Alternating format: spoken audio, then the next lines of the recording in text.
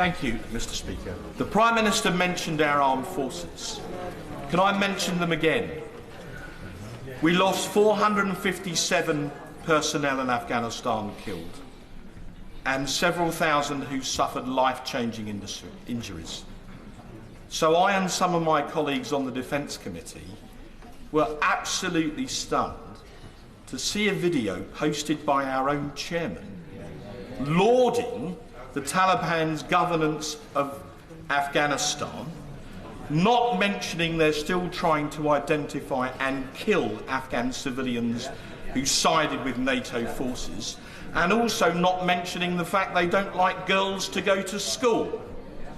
So can I make plain this was not in our name, and can I have the Prime Minister's assurance that this silly and naive act was not in his name either?